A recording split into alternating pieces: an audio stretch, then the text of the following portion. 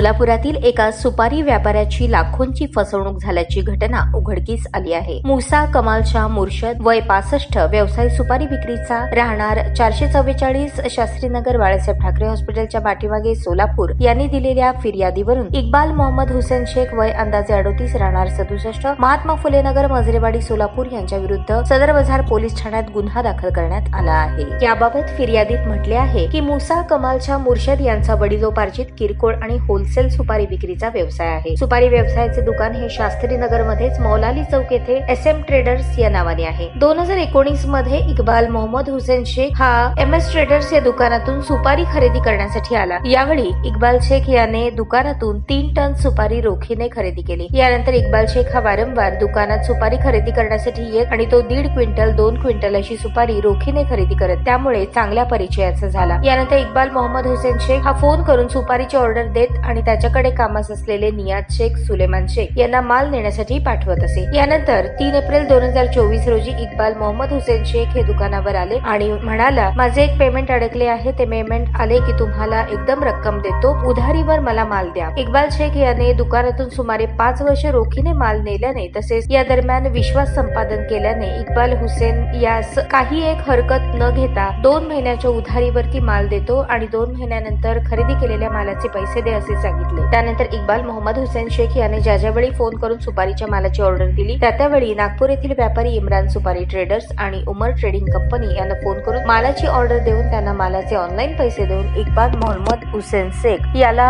त्याच्या सांगण्यावरून त्याच्याकडे कामाला असणारे नियाज शेख आणि सुलेमान शेख यांच्या ताब्यात ऑर्डर केलेल्या सुपारीचा माल देत होतो। यानंतर 10 जुलै 2024 रोजी अचानक इक्बाल मोहम्मद हुसेन शेख याचे मजरेवाडी येथील दुकानात गेलो असता इक्बाल मोहम्मद हुसेन शेख याचा कामगार सुलेमान शेख याने सांगितले की इक्बाल मोहम्मद हुसेन शेख हा 4-5 दिवसांपूर्वी लोकांचे पैसे घेऊन पळून गेला आहे। तेव्हा खात्री झाली की इक्बाल मोहम्मद हुसेन शेख वय अंदाजे 38 राहणार 67 महात्मा फुले नगर मजरेवाडी सोलापूर याने विश्वास संपादन करून 3 एप्रिल 2024 ते 30 जून 2024 रोजी पर्यंत शास्त्रीनगर मौलाली चौक येथील SM ट्रेडर्स या सुपारीच्या दुकानातून एकूण 13,42,927 रुपये किमतीचा सुपारीचा माल खरेदी करून त्या मालाचे पैसे न देता पळून जाऊन आर्थिक नुकसान केले आहे। इतकेच नव्हे तर याबाबत मुसा कमालशा मुर्शद यांनी अधिक माहिती देताना सांगितले की त्यांचीच नव्हे तर अनेक दुकानदारांची अशीच फसवणूक झालेली आहे। याबाबत अधिक माहिती मुसा कमालशा मुर्शद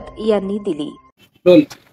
मी Musa Murshad, All India Muslim OBC संघटनेचा प्रदेशाध्यक्ष तसेच SM ट्रेडर्स सुपारीचे दुकान मालक चालक जे इक्बाल मोहम्मद हुसेन शेख हा व्यक्ती माझ्याकडे कमीत कमी 5 ते 6 वर्षापासून सुपारी खरेदी करण्याकरता येत होता।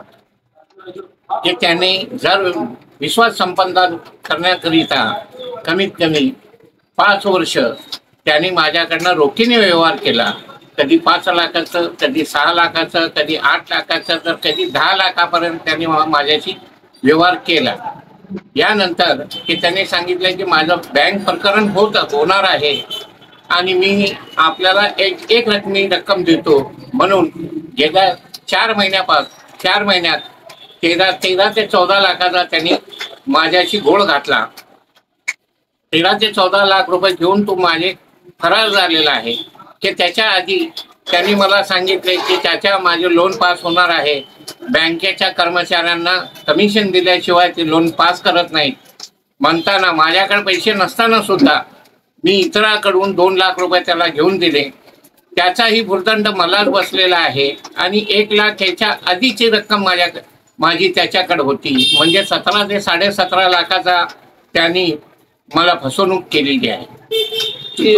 ही फसवणूक किती महिन्यात झालेली आहे? हे 4 महिन्यात झालेली आहे, 3 ते 4 महिन्यात की माझं बँक प्रकरण होणार आहे, 20 लाख रुपये माझ्याकडे येणार आहे, ती एक रक्कम मी तुम्हाला देतो असं म्हणून त्यांनी बोलवण केली आणि मी त्या रकमेची फसवणूक झाली।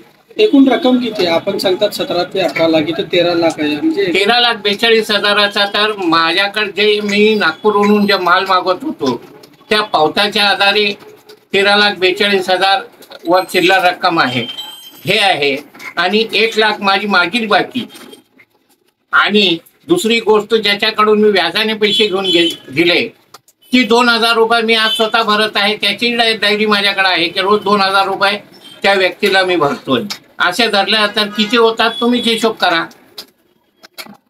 हा पळून गेला हे तुम्हाला कसं माहित झालं? म्हणजे पळून गेला की मी त्याच्या दुकानी गेलो. दुकानी गेल्यानंतर मला त्याचे जे कामगार माझ्याकडे त्याचे कामगार येत होते की त्यांच्याकडून मला कळालं की सदर व्यक्ती 2 दिवस झालं पळून गेलेला आहे त्याच्या. मग त्यानंतर मी DCP कबाडे सरांना भेटून सगळी वकील यांच्याकडे सर्व माहिती पुरवली आणि ती माहिती टायपिंग करून सदर साहेबांना सर्व निवेदन देण्यात आलं. त्याला आज यश आलेलं आहे की आज FIR दाखल झाली. की DCP साहेबांना एकच कळकळीची विनंती आहे की मी आज आहे सिनियर सिटीजन, आज कुठलाही काम मला होत नाही. मी दुकानी बसूनच फक्त सुपारी विक्री करत होतो, पण आज माझं सगळं भांडवलच हे व्यक्ती घेऊन पळून गेलेला आहे फसवणूक करून.